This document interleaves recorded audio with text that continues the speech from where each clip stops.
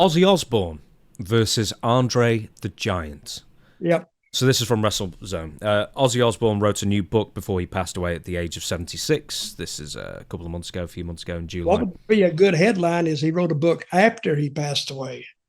It shows some talent, I Yeah, think. right. Who's done that?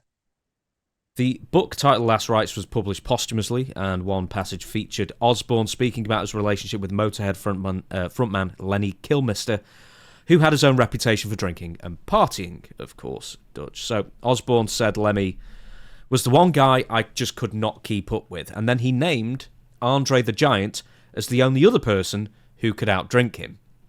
Said, it was nuts. I couldn't do it.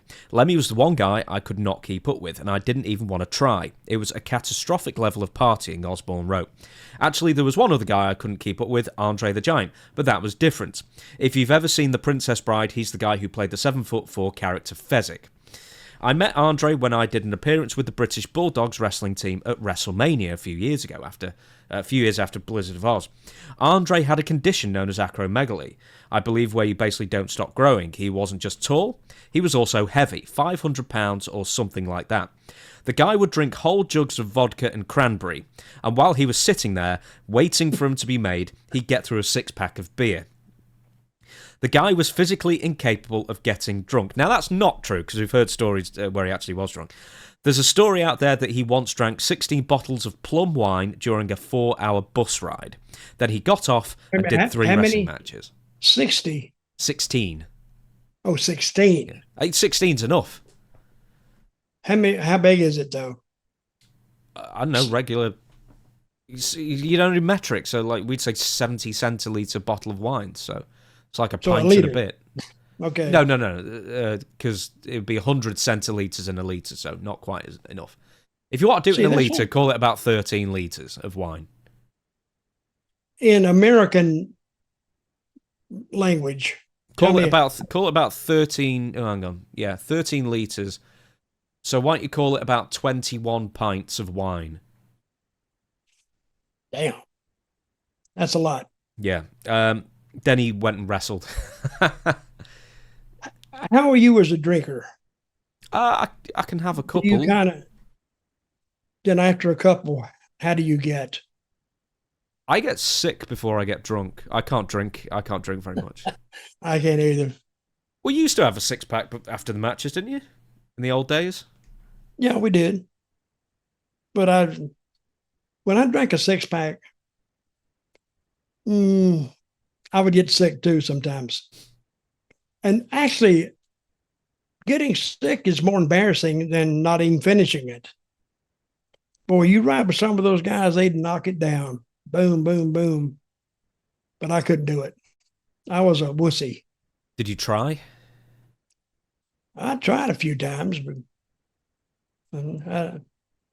I learned that I just couldn't stay with them. So, on that basis, I guess, I mean, it's celebrated, I guess, that Andre is the greatest drinker of all time. There are numerous articles. That's what I've always heard. Have you ever seen Andre drunk? Well, imagine 500 pounds leaning on you drunk, playing with you. He would slap at you a little bit. A little love tap, but Andre knocked most people out. He just played around. But he hit, I don't know if I was in a battle royal with him one time. He hit one guy so hard. I think he'd been drinking, by the way. He knocked him through the ropes and the guy didn't touch the ropes. He just went straight through and the guy hit the floor. And boy, and you heard that pop. I made it a mental note right then. I says, I might need to stay away from Andre tonight. So it was over the top rope.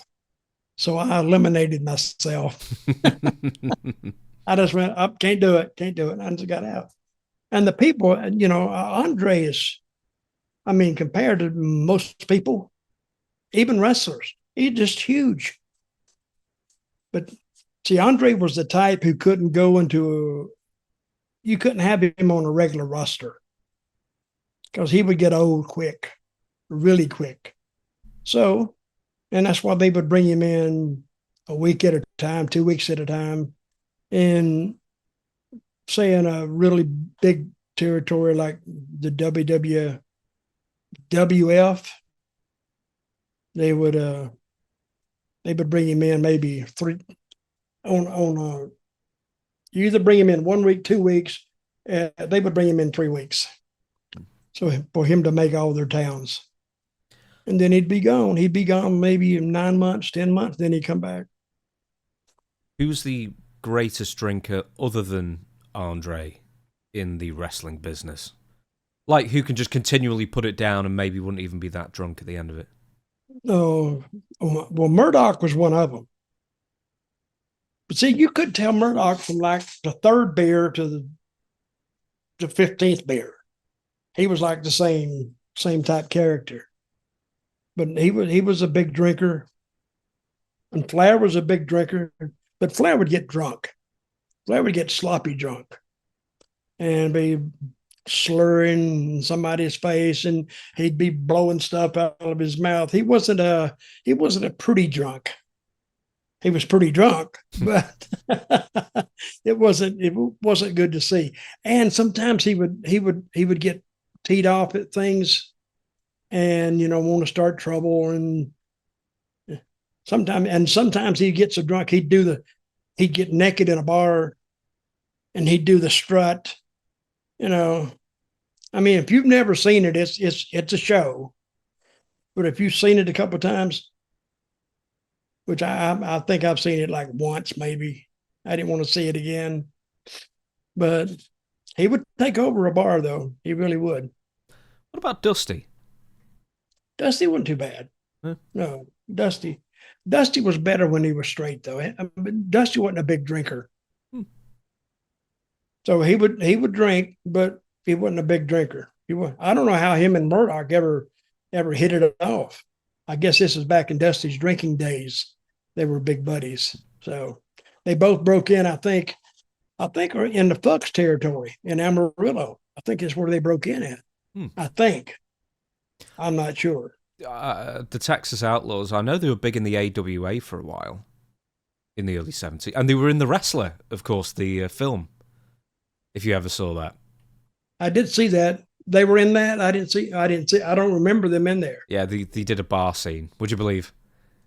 Oh, imagine that. Imagine that.